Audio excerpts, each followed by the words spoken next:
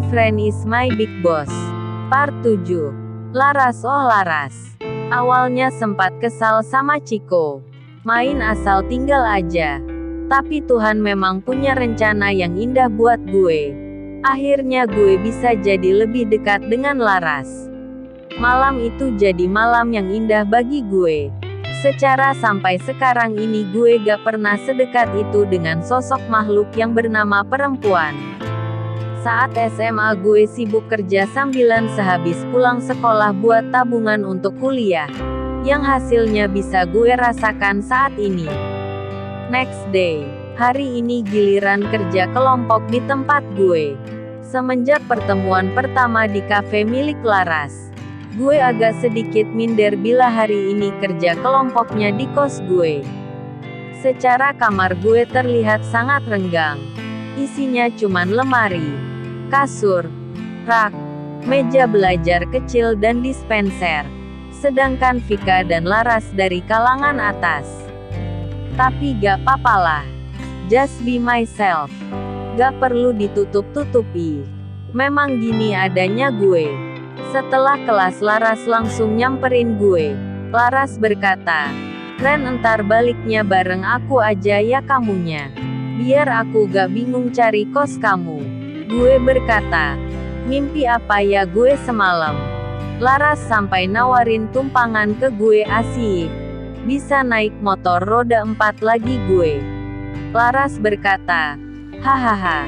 Sekarang kamu mau kemana nih Ren?" Gue berkata, "Mau ke kantin datengin Ciko. Kan biasanya gue sama Ciko terus baliknya. Mau kasih kabar kalau hari ini gue dikasih tumpangan sama nona cantik." Sesampainya di kantin, gue berkata, "Woi Cik, ojek gak bertanggung jawab lo." Ciko berkata, "Sorry bro. Demi masa depan nih." Gue berkata, "Demi masa depan. Teman diterlantarkan ye. Tar lo ikut gak ke kos gue?" Ciko berkata, "Ho, mau kemana lagi gue? Kos lo udah kayak rumah kedua gue Ren." Gue berkata, "Ntar gue baliknya bareng Laras ya." Ciko berkata, "Wah, makin bagus aja tebengan lo Ren." Laras berkata, "Haha, gak koci. Aku sendiri yang nawarin. Biar sekalian tahu kos Randy." Gue berkata, "Ras lo ada nomor Vika gak? Gue mau ngesems dia ngasih tahu alamat kos gue." Laras berkata, "Nih nomornya." Nyodorin HP ke gue. Siang itu kita habiskan dengan mengobrol di kantin. Laras mulai akrab dengan gue dan Ciko. Karena sikap Laras yang welcome banget, kadang membuat gue dan Ciko menganggap kalau Laras tidak seperti cewek, tapi kami anggap sebagai teman yang sepadan. Jadi tidak ada batasan obrolan saat ada Laras. Gue berkata, "Dah sore nih, yuk ke kosan gue. Lanjut ngerjain tugas." Laras berkata, "Ya udah." Vika nyusul kan Ren. Gue berkata, sudah gue SMS-in alamat kos gue dan jam berapa kumpulnya." Tapi sampai ini gak ada balasan dari Vika. Ciko berkata, "Lo duluan aja Ren. Gue nunggu Putri keluar dulu. Mau nganterin dia pulang." Gue berkata, "Wah, makin gencar aja lo deketin Putri. Kalau gue gitu gue duluan ya Cik. Salam aja buat Putri." Tak lama menaiki motor beroda 4 dan beralam milik Laras. Sampailah di kos sweet kos maksa biar mirip home sweet home. Gue berkata, "Masuk Giras." Laras berkata, "Kamar kamu bersih juga ya Ren?"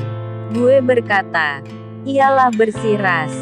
Wong isinya cuman sedikit." Laras berkata, "Tapi kamu bisa natanya jadi rapi kok Ren."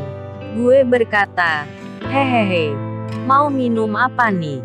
Laras berkata, "Udah gak usah repot lah Ren." Gue berkata, "Ye, kan kemarin lo udah neraktir. Sekarang giliran gue dong." Sambil berharap Laras gak mesan yang mahal-mahal. Laras berkata, Apa aja deh Ren. Gue berkata. Tunggu bentar ya.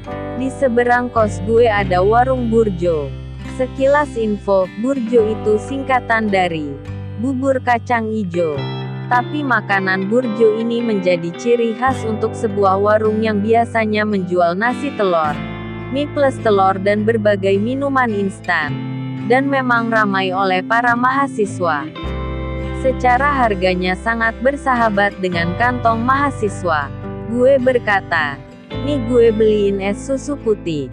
Laras berkata, makasih loh Ren. Oh iya Vika SMS aku nih. Katanya dia gak bisa datang hari ini. Gue berkata, tuh anak menghindar dari tanggung jawab. Padahal dalam hati gue senang banget. Jadi gue bisa dua-duaan bareng Laras di kos.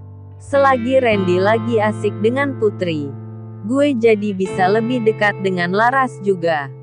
Bersambung ke part 8.